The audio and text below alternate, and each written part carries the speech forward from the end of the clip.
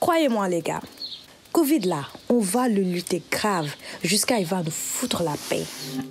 Covid-19? Aïe! C'est quoi même?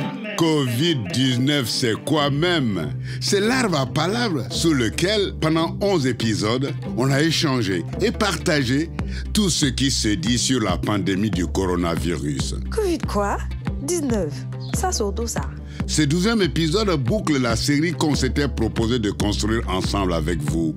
Notre rendez-vous aujourd'hui ouvre le micro à quelques porte-paroles des radios partenaires des pays du Sahel, acteurs et témoins de tout ce qui s'est dit, de tout ce qui s'est fait sous le soleil de Covid-19 ou coronavirus.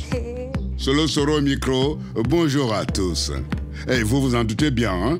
Nos complices de toutes ces semaines sont toujours présents avec leur provision de contes, de chroniques et de musique.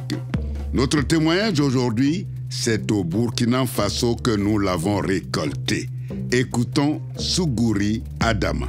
Il est rédacteur en chef de la radio Voix du Paysan à Ouaïgouya, au Burkina Faso. En période de pandémie, je pense que surtout dans notre contexte, la radio devient pratiquement l'élément incontournable en fait d'information de nos populations qui ont besoin de savoir beaucoup plus sur cette maladie, surtout si on fait référence donc à la Covid-19. Où il y avait des contradictions, où tout le monde racontait du n'importe quoi, où on avait les informations qui venaient donc des réseaux sociaux et par presque toute personne qui se lève et qui envoie des infos. Donc nous avons été pratiquement, je dirais, au front pour pouvoir, bien entendu, toujours sensibiliser les populations. Ce témoignage de Sougouri Adama de la Voix du Paysan confirme l'importance du rôle de la radio dont la mission est de porter l'information juste aux populations. Et je vous le disais tantôt, tous nos complices sont dans la place. Laissons donc la parole à l'humoriste Oumar Mané. Covid-19, c'est quoi même? Notre monde s'est pris une claque comme un gamin qui se serait fait choper en train de faire une bêtise. Mais chaque continent l'a vécu de façon différente. Et pour certains qui regardaient l'Afrique, cette vision se résume en un seul mot. Jalousie. Pour une fois que les puissants du monde regardaient l'Afrique avec envie et jalousie. Oui, la famille et chers amis d'ailleurs, nous autres Africains, nous avons, comme le dirait un président d'un pays du centre du continent lors de sa 100e campagne présidentielle, la force de l'expérience. Et oui, la famille, nous autres Africains avons la force de l'expérience dans tout ce qui est gestion de crise, de maladie. Ne l'oubliez jamais. Mon continent, bourré d'hormones comme un jeune ado, est passé par beaucoup de ce que nous autres appelons les vraies maladies. Alors, mesdames et messieurs, sortez vos carnets et prenez des notes. Au début de notre adolescence, nous avons eu la bagarre avec la choléra. On a géré ça comme une bagarre de collège qui finit chez le proviseur. La fièvre jaune, bagarre avec un grand frère du quartier. Le virus d'Ebola s'en mêla. Street fight avec un gang du quartier voisin. Le sida, lui alors, c'est un grand corps à corps avec Goliath. Alors la famille, la bagarre, nous, on connaît ça. Et jamais on se laisse faire. Nous avons prouvé encore une fois que l'interdit attire l'humain. On avait dit à Adam et Ève de ne pas manger cette foutue pomme. Mais vous savez tout ce qu'ils ont fait. Ils ont fini par faire une tarte aux pommes. Et depuis, l'humanité est dans la merde. On n'apprend jamais de nos erreurs. On nous a dit, pas touche aux chauves-souris. Il y en a qui ont décidé que la soupe de chauve-souris est la fontaine de jouvence qui donne l'immortalité. On a mangé une claque par maman nature et on s'est fait tirer les oreilles avec cette phrase dont seules les mamans ont le secret. File dans ta chambre! Et cette fois, pas enfermé seulement jusqu'au souper. Non, les gars! Non, c'est jusqu'à ce que maman nature se calme. Et elle, quand elle est fâchée, mon gars, ça prend du temps pour la calmer. Le monde est un grand gamin, croyez-moi. Pour avoir de nouveau le droit de sortir de notre chambre, maman nature nous a bien dit de porter nos masques. Mais vous connaissez très bien les adolescents, toujours désobéissants. On n'en fait qu'à notre tête parce qu'on croit qu'on a tout compris à la vie. Regardez par exemple les pays les plus touchés, comme l'Italie par exemple. La médiane d'âge est de 40 ans, contre 14 ans au Niger. Pour une fois, les vieux n'ont pas fait preuve de sagesse. Et pour la première fois, c'est les gosses qui donneront une leçon aux vieux. Tout est privé de dessert. Maintenant, tu te brosses les dents, pipi et au lit. Wassalam, mes frères et sœurs d'ailleurs. Merci. Franchement, je ne voudrais pas donner l'impression que je suis naïvement optimiste, hein? Mais à l'écoute de Oumar Mané, je suis tenté de crier que l'Afrique se sortira allègrement de la pandémie du coronavirus. Le célèbre reggaeman Tiken Jah Fakoly est affirmatif. Le continent a déjà gagné des batailles plus rudes par le passé. Il ne peut que gagner celle du coronavirus. Et aujourd'hui, pour naviguer sur la toile, on a sorti le grand jeu avec le duo Pamela Badjé et Salim Azim de Wena Claps. Ils nous apportent une liste de solutions non exhaustives enregistrées dans les pays du Sahel. Bonjour Solo Soro. Il faut apprendre à vivre avec le virus. Cette phrase revient très souvent dans les médias africains et semble marquer une certaine résignation. Résignée, la jeunesse africaine et plus particulièrement celle du Sahel ne l'a pas été face à cette crise sanitaire. Je vous propose un tour du web des solutions sahéliennes anti-Covid-19. Pour cela, quoi de mieux que d'embarquer avec moi Salim Azim Hassani de Wena Claps, un espace d'innovation basé à N'Djamena au Tchad. Pamela, il faut dire que les équipes médicales africaines ont tenu bon malgré la rusticité de la situation, l'insuffisance et l'obsolescence des équipements. La jeunesse sahélienne a également fait preuve de résilience et d'ingéniosité. De l'innovation frugale à l'utilisation des technologies de pointe, ils n'ont pas tari d'imagination pour concevoir des solutions à même d'aider à combattre le virus. Pour découvrir ces solutions, faisons un premier arrêt au Donifab, un laboratoire de fabrique numérique basé à Bamako, au Mali. Le robot pulvérisateur s'appelle Zangolo. Zangolo a le but de désinfecter les endroits publics et les hôpitaux également, dans le but de diminuer les risques de contamination dont nos agents médicaux font face. Salim, c'est quoi la prochaine étape? Allons à Niamey, au Niger, où Ado Shafi Lawali, un jeune ingénieur, a conçu un respirateur artificiel. Un dispositif important pour le soin des personnes contaminées. Suivons les explications de Shafi avec la complicité de Mehdi TV. Il est conçu à base du bois, des pièces électroniques qu'on a payées ici au marché et de ballons d'air qu'on a ici trouvés localement. L'appareil fonctionne grâce à une batterie de 12 volts, donc autonome et compatible à l'énergie solaire. Toutes ces innovations démontrent plutôt de la combativité et de la résilience des Sahéliens, n'est-ce pas? Il faut voir l'avenir avec beaucoup d'optimisme et c'est le message qui semble se dégager des différents Fab Labs. Vous savez, ces laboratoires de fabrication ouverts à tous. Restons cette fois-ci au Tchad pour parler de Corobot, le distributeur automatique de gel que nous avons développé à Wena Claps. Je laisse Pape Cheikh Diouf, le chroniqueur de la Mehdi TV, vous en parler. Le robot est fabriqué à base de pièces métalliques d'une carte électronique programmable. Donc dès que l'appareil détecte la présence d'une main, le gel est actionné et voilà, servi sans toucher la bouteille. C'est très pratique et ça protège. Permets-moi Pamela de parler de cette belle initiative venant du Niger. L'Agence nationale pour la société de l'information ANSI a signé un partenariat stratégique avec Coursera permettant à 15 000 Nigériens de bénéficier gratuitement jusqu'au 31 décembre 2020 de plus de 4 500 cours en ligne, dont 358 en français provenant des universités les plus prestigieuses au monde. Nos amis du Niger qui veulent en profiter n'ont qu'à se rendre à l'adresse www.ansi.ne/Coursera. Merci Salim et nous allons clore sur cette note notre tour du web tout en souhaitant une meilleure santé à tous ceux qui nous suivent en ce moment. Au revoir. Merci Pamela Badjé, merci Salim Azim pour toutes ces solutions anti-Covid-19, fruits de l'imaginaire de différents acteurs dans les pays du Sahel. Preuve que l'Afrique se bat becs et ongles pour arriver à bout de la pandémie. Et je vous propose maintenant notre balade nomade pour prêter nos oreilles à quelques-uns de nos confrères des radios partenaires, histoire de rendre compte de ce qu'ils ont observé autour d'eux dans ce contexte de pandémie en termes de comportement, d'action, de balbutiement aussi. La reporter malienne Salimata Tapili, par exemple, déplore qu'à Bamako, le respect rigoureux des consignes de confinement a été plus ou moins approximatif. Moi, personnellement, les actions qui m'ont marqué au Mali ici, c'est vraiment les mariages ont toujours continué, les baptêmes ont continué. Il y a certains mosquées qui avaient fermé, mais d'autres n'avaient pas fermé. Ça continuait. Et le grand marché, on avait interdit à ce que les gens partent au marché. Mais on vit au quotidien, donc on ne pouvait pas fermer les marchés.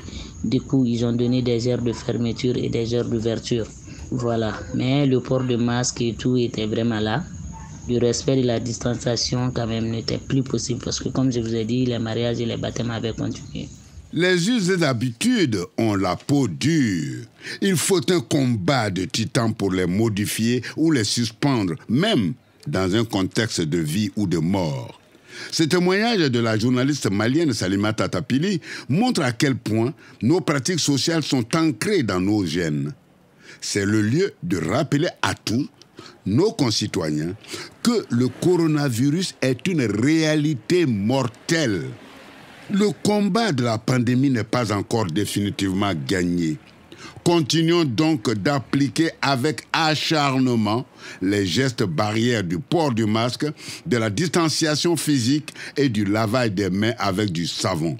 Le plus grand nombre l'a compris et s'engage dans l'action civique pour combattre ce mal interplanétaire. Les observations de M. Kamara Mohamed, directeur général de Radio FM Mauritanie, sont très, très encourageantes. Les actions qui ont marqué dans nos quartiers, dans notre pays, c'est de voir les initiatives données par la jeunesse. Des initiatives prises par les acteurs culturels et les chanteurs qui se sont mobilisés pour sensibiliser la population sur la pandémie. Et j'ai vu des acteurs ou bien des comédiens qui se sont donnés pour faire des masques et distribuer de gauche à droite dans des hôpitaux, dans des lieux publics. Par exemple, un acteur culturel, c'est-à-dire un grand comédien qu'on appelle Alassane Oudoussav, qui est tailleur de formation, mais qui est comédien. Lui, il fait des initiatives de ce genre en confectionnant des masques et il les distribue. Donc, vous voyez ce que ça m'a fait. Ça m'a touché. Je dis, bien, voilà, les gens ont compris le message que nous sommes en train de parler par rapport à cette pandémie qui est Covid-19. Parallèlement aux politiques gouvernementales, l'implication de la jeunesse et des artistes dans l'information, la sensibilisation et l'action solidaire s'est vérifiée et se vérifie toujours partout sur le continent africain. À Ouaïgouya, dans le nord-ouest du Burkina Faso, la radio, les étudiants en médecine, la société civile, les Burkinabés à l'étranger, tous ont joué leur partition dans le combat contre le coronavirus. Sougouri Adama. Dans cette période de pandémie, les actions qui m'ont marqué, je peux peut-être les décliner en 3 étapes. Premièrement, c'était la peur de soi-même ou de toute cette population qui nous entoure. Et quand la maladie donc a commencé en Chine, et ensuite quand la maladie est arrivée en Europe et aux États-Unis, ça a accentué encore la peur au sein donc de nos populations. Donc ça vraiment, ça m'a beaucoup marqué parce que on sentait que les populations avaient vraiment envie de beaucoup savoir sur la maladie. Deuxièmement, la crainte vis-à-vis de ceux qui venaient de l'extérieur. Donc, et moi personnellement, j'avais un ami donc, qui était en Italie et il est revenu juste 1 semaine avant que la frontière ne soit fermée. Donc du coup, ça veut dire qu'il est arrivé au Burkina pendant que la pandémie était en train de vouloir prendre du terrain en Italie. Donc et quand il est arrivé, tout le monde avait peur en fait de s'approcher de lui. Donc il est lui-même resté isolé pendant peut-être une semaine. Et troisièmement, ce qui m'a marqué, c'est le fait que ceux qui avaient peur, je dirais même très peur, sont devenus ceux-là qui se sont rétractés quand ils ont vu que en fait la maladie n'a pas eu tellement d'ampleur chez nous. Parce que j'ai des amis qui portaient des gants, qui faisaient très attention, qui ont acheté des masques pour tous les membres de leur famille. Mais à un certain moment, 1 mois après, ils se sont rendus compte que non, la maladie ne gagnait pas du terrain au Burkina. Donc du coup, c'est eux-mêmes qui ont commencé à relâcher. Et ils disaient que non, ça ne doit pas être vraiment une vérité. Et nous, en tant que radio, il fallait travailler à faire comprendre aux gens que l'ampleur au Burkina peut ne pas être la même chose que ce qui se passe en Europe, mais ce n'est pas pour autant qu'il faut baisser la garde. Et aussi toutes ces revendications autour de la question, les artistes, les hommes de culture, les médias, tout le monde réclame à l'État de faire quelque chose pour leur venir en aide, parce que la pandémie est venue tout ralentir, est venue tout mettre à zéro. Donc du coup, vraiment, ce n'est que des problèmes à résoudre. C'est essentiellement ces différentes situations qui m'ont beaucoup marqué durant donc cette pandémie. Le constat de M. Sougouri Adama, rédacteur en chef de la radio Voix du Paysan à Waïgouya, démontre que l'ensemble des citoyens se tient debout pour la cause commune. Une autre disposition renforcée du fait de la catastrophe de la pandémie, c'est l'accentuation des mesures d'hygiène dans l'espace public et les transports collectifs au Sénégal. Et ça, c'est selon M. Thior, directeur des programmes de la radiodiffusion télévision sénégalaise. Les endroits qui reçoivent du monde, on fait beaucoup attention à la salubrité de ces lieux, comme les marchés. Vous savez, il faut le reconnaître, il y avait beaucoup de saleté au niveau des marchés, des gares routières, mais depuis que cette maladie est apparue, les gens font beaucoup attention à rendre de tels endroits propres. Et je pense que ça, c'est d'utilité publique. Les transports en commun, qui sont très prisés aussi chez nous, les gens veillent à ce que le nombre de places donc autorisées, qu'on s'en tienne à ces places-là. Tout cela participe à amener les gens à adopter de très bons comportements. Donc c'est ce que le coronavirus ou la Covid-19 est venu nous rappeler, que nous devons fondamentalement, même si la maladie est vaincue demain, changer de comportement. Je ne dis pas que ce n'était pas le cas, mais il y a beaucoup d'efforts qui ont été faits de ce côté-là. Quand vous prenez par exemple les marchés, les gens prennent la peine au moins un jour de la semaine, le marché, normalement, quel qu'il soit, est fermé pour être nettoyé de fond en comble. C'est aussi le cas au niveau des gares routières qui reçoivent du monde, avec tous ces voyageurs-là. Et qu'il y a, en termes de dispositifs habituels, les gens veillent au grain pour faire en sorte que ça ne soit pas des lieux de contamination de la Covid-19. L'ensemble des responsables de radio que nous venons d'écouter ne sont qu'une infime partie des radios partenaires du Sahel avec lesquels nous avons porté la diffusion de l'information, de la sensibilisation sur cette pandémie du coronavirus qui frappe le monde entier. Le coronavirus n'est à ce jour pas encore vaincu. Les scientifiques travaillent pour. En tant que citoyens, notre part de responsabilité pour gagner la bataille de notre santé, c'est de continuer sans relâche à nous protéger avec des masques, à laver nos mains régulièrement avec du savon et à observer la distanciation physique. En nous y tenant, nous pourrons à loisir chanter, danser en écoutant des musiques comme celle de Toufane du Togo. Croyez-moi les gars, Covid là, on va le lutter grave jusqu'à il va nous foutre la paix. Ne négligeons pas notre environnement et notre hygiène. Voici un moyen simple, efficace, économique pour notre santé. Encore hein?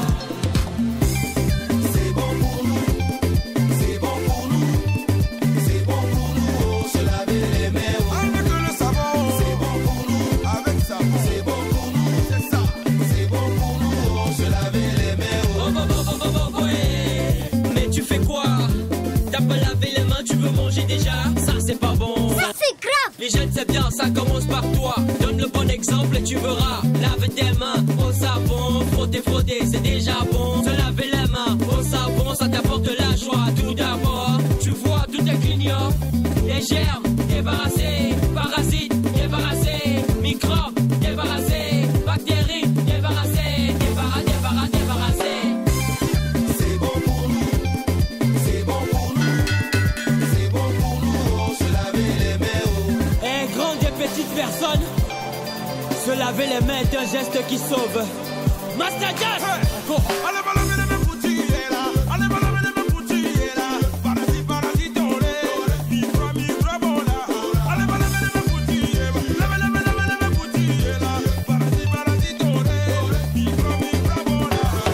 Merci tout fan du Togo de nous répéter les gestes de prévention contre le coronavirus. Tonton, moi j'ai les mains propres. Plongeons maintenant dans les pages du Monde Afrique qui a organisé une série de débats pour réfléchir sur diverses problématiques du continent. L'article de Sandrine Berthaud-Claire, publié le 12 mai dernier, rend compte du thème « La tech pour le meilleur ou pour le pire ». L'affiche du papier, c'est « En Afrique, le numérique est devenu le nouveau grand vecteur de démocratie ». La journaliste écrit que la pandémie de Covid-19 agit partout dans le monde comme un révélateur des forces et des failles de chaque pays. Dans la lutte contre la propagation du nouveau virus, l'utilisation des technologies numériques s'est révélée un atout autant qu'une menace pesant sur les libertés individuelles. Le professeur de droit, spécialiste du numérique, Abdoulaye Cissé, affirme d'emblée: nous vivons dans des sociétés de regard permanent. L'ancien recteur de l'université Alioune Diop de Bambey, au Sénégal, enfonce le clou. Partout où il y a information, il y a possibilité d'un contrôle pernicieux de la pensée et des croyances. Gildas Guiela, créateur de Wakat Lab à Ouagadougou, au Burkina Faso, soutient. Même en exigeant le consentement des citoyens pour que leurs données personnelles puissent être utilisées, le danger est évidemment de traquer les individus en traquant le virus. Pour le pire donc, mais aussi pour le meilleur, répond en substance Moustapha Cissé, professeur d'intelligence artificielle à l'Institut africain de sciences. Le Sénégalais qui dirige le centre Google basé à Accra au Ghana le rappelle. Peu importe la technologie qu'on crée et l'intelligence qu'on lui attribue, elle reste inanimée. On ne doit pas faire le transfert de responsabilité sur la technologie. Nous sommes les seuls responsables de son utilisation. Le professeur d'intelligence artificielle Moustapha Cissé croit que la technologie doit être alignée sur les valeurs que chaque société considère comme les meilleures. Ce débat du Monde Afrique nous renvoie à la maxime de Rabelais. Science sans conscience n'est que ruine de l'âme. En attendant de trier le grain de l'ivraie, édifions-nous avec les astuces du blogueur Amos. Salut à tous. Ah, le coronavirus. Qui aurait pu imaginer qu'un si petit virus allait causer autant de dégâts? Pendant cette période exceptionnelle de crise sanitaire, notre quotidien fut inondé de toutes sortes de craintes et de toutes sortes d'informations. C'était la panique totale, je vous dis pas. Et vu que personne ne connaissait grand-chose sur cette pathologie, un boulevard a été tracé pour les fake news. Et pendant ce temps-là, malheureusement, la maladie gagne du terrain. Je suis blogueur et très actif sur les réseaux sociaux. J'étais donc aux premières loges pour constater des dégâts. Mais ces dégâts, ce ne sont pas en ligne que je les ai constatés, mais dans les conversations de mes proches. Malgré le caractère complètement loufoque de ces informations, plusieurs de mes proches se sont donc fait avoir.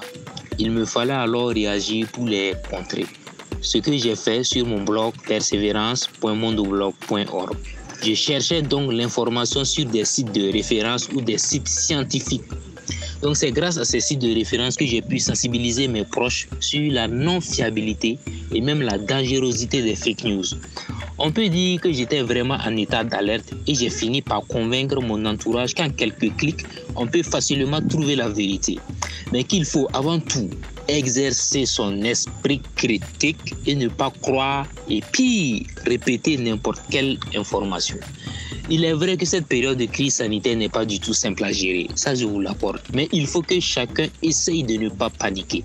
Sur Internet, il y a du bon et du mauvais et il faut à tout prix éviter de paniquer, de saper son moral par les fake news en vérifiant toute info sur les sites sérieux ou institutionnels pour réduire son ignorance, se prémunir contre l'anxiété afin de mieux lutter contre le Covid-19, ce qui permet donc de ne pas se retrouver avec un cocktail d'anxiété et d'ignorance, toutes ces choses qui sont néfastes à la riposte contre le Covid-19. Merci Amos pour ces clés de vérification des informations sur Internet que tu mets à notre disposition. C'est certain, on en fera tous un bon usage. Bon, la famille, nous voici quasiment arrivés à l'étape. Aujourd'hui, hey, Binda n'a pas de coup de gueule. Oui, mais il a une série d'exemples qui nous prouvent que l'Afrique qui gagne existe bel et bien. Binda, vas-y, fais-nous doux aux oreilles. Africains, je vous salue. C'est encore le professeur Massankab, grand argentologue. En Afrique, nous sommes fatigués de la formule selon laquelle les pays riches gagnent toujours et l'Afrique perd toujours. Voilà pourquoi je vais vous parler de l'Afrique qui a décidé de gagner. Voici une liste non exhaustive de quelques initiatives de l'Afrique qui gagne. Au Rwanda, Kigali a gagné la bataille de la propreté en plus d'une grande victoire écologique sur le front de la guerre contre les sacs plastiques. Le Rwanda est aussi l'un des rares pays africains à avoir su contenir le Covid-19 par une application stricte des mesures barrières, avec discipline et rigueur. Même si la rigueur fait peur, il n'en demeure pas moins que les résultats sont spectaculaires. L'Éthiopie, de son côté, décide de construire la première usine africaine de transformation des ordures citadines et autres déchets ménagers en énergie électrique. Cette usine permet d'assurer au moins 25% des besoins des ménages de la capitale Addis Abeba, en brûlant 80% des déchets produits par l'activité citadine. L'Éthiopie lutte ainsi contre la pollution et améliore la qualité de vie des populations. En Afrique du Sud, dans un des quartiers parmi les plus bas de l'échelle sociale, le Cliptown Youth Programme a permis à plusieurs dizaines de jeunes de ce quartier de poursuivre leurs études jusqu'à l'université et à des dizaines d'autres de terminer leur cursus secondaire. En Égypte, une jeunesse innovante transforme l'avenir de l'Afrique. Léa Touema, je ne sais pas si j'ai bien prononcé, ça veut dire elle a de la valeur. C'est-à-dire que la jeunesse africaine a beaucoup de valeur et ne doit pas être condamnée à aller périr dans les eaux houleuses de la Méditerranée. Ce programme s'inscrit dans le cadre d'un vaste projet de soutien aux petites et moyennes entreprises spécialisées dans les dernières techniques de recyclage des déchets industriels. Le Sénégal, quant à lui, va accueillir Akon City, du nom du rappeur américano-sénégalais Akon. C'est un projet de création d'une ville futuriste qui fonctionnera avec une énergie propre, verte et renouvelable. Une ville éco-responsable, avec ses écoles, ses hôpitaux et ses entreprises investies dans les nouvelles technologies. Elles créeront des emplois pour les jeunes Africains. L'Afrique de l'après-Covid-19 devrait être l'Afrique qui gagne, tant qu'il est vrai que sans rêve, il n'y a pas d'avenir. Merci. Bon, chers auditeurs de Covid-19, c'est quoi même? Vous voyez, non? Avec tout ce que Binda vient de nous énumérer, on a vraiment toutes les raisons de cultiver amoureusement l'optimisme et appréhender notre quotidien avec sérénité. Je voudrais, au nom de toute l'équipe de production, vous remercier tous pour toute l'attention accordée tout le long de ces longs mois à ce programme d'information et de sensibilisation réalisé par toute une équipe. Romain Masson est le producteur délégué. Marceline Touana, la chargée de production. Prosper Monti, le réalisateur. Tidiane Tiang a assuré la réalisation vidéo. Cherna Saad Bou Aïdara, la documentation. Covid-19, c'est quoi même? C'est une production de RAES Production basée à Dakar, au Sénégal. Un grand merci à toutes nos radios partenaires des 6 pays du Sahel, à nos contributeurs, conteurs, chroniqueurs, musiciens. Merci également à Khadi Mbatio, Saliou, Alexandre, Essie et Karine. Soro Solo, journaliste présentateur au micro. Ça a été un honneur, un grand honneur et un grand plaisir de vivre cette exception radiophonique avec vous. Bonne continuation à tous. Covid-19, c'est quoi même?